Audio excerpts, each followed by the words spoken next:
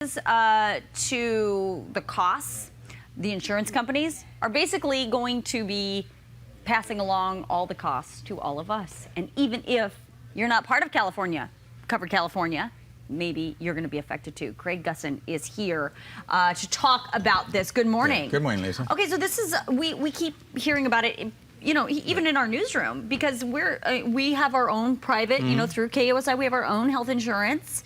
But even those rates are going up. Yeah, you're seeing rates go up, I think, across the board. You know, I have health insurance in my office. I'm seeing rates go up. What we end up doing is sitting down with our clients and going through all the options, start looking at other plans on the group end. On the individual end, you know, I always recommend sit down with a health insurance agent. Right. And go through all your different options. What doctor do you like to use? What hospital network do you like to use?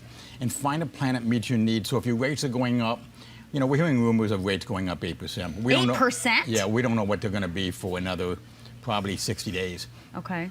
But if your rates go up hypothetically 8, 10, 12%, sit down with your agent, look at the different options, look at what network your doctor's in, what hospitals you'd like to use, and see if you can find another plan that can cover that. A little cheaper plan. Okay. Yeah. Before we get to what we can do to try and mitigate this cost, let's talk about why this is happening.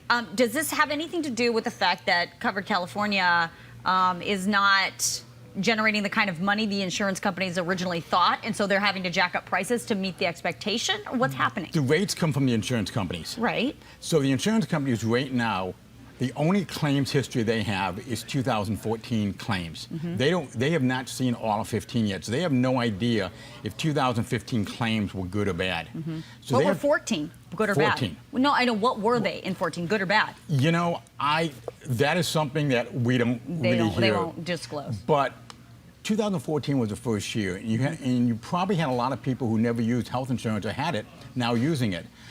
I'm assuming 15 probably in 16 are going to have better rates, but insurance companies, they have to look at that and say, you know, how much can we charge to also stay in business and not lose a lot? So they have that number they got to hit, and they can only keep, you know, about 15% of the money that they bring in, they can keep to pay all expenses. Everything else has to go in medical care. I find it very difficult to feel sorry for these big insurance companies, Craig. I'm sorry about that. But I understand that. let's talk about what's happening in Sacramento. Can the lawmakers in Sacramento, when these insurance companies say, hey, we're not making enough money, we need to jack up everybody's health care by 8%, 10%, 12%, can the lawmakers in Sacramento say no? You're going to get people like Dave Jones, our insurance commissioner, who's going to look at that and say, you know, I think these rates are high, and go back to insurance companies and try and negotiate to keep them down. I think Covered California probably also will be doing that. Because, again, if you look at the country as a whole, California rates are one of the lowest in the country.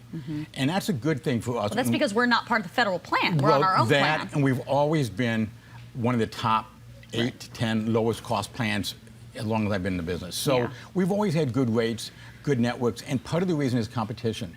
For individual, we have 6 insurance companies to compete. In California? Just in San Diego. Well, in San Diego. Okay, so let's help the people at home. What can they, so let's just, you know, wrap our heads around the idea that rates are gonna go up. What can they do? First of all, your rates won't go up till January 1st. So nobody should freak out about 17. What's going to happen next week. What you have is going to stay. We're probably going to see rates come out August, September. I'm hoping not October. Because if rates don't come out until October, that tells me that the rates are going to be a lot higher than we're expecting. But when rates come out, your agent's going to probably give you a call or send you a letter or send you an email saying, hey, we know your plan is going up. We have some options for you. That's why it's really important to work with an agent. It costs nothing to use an agent.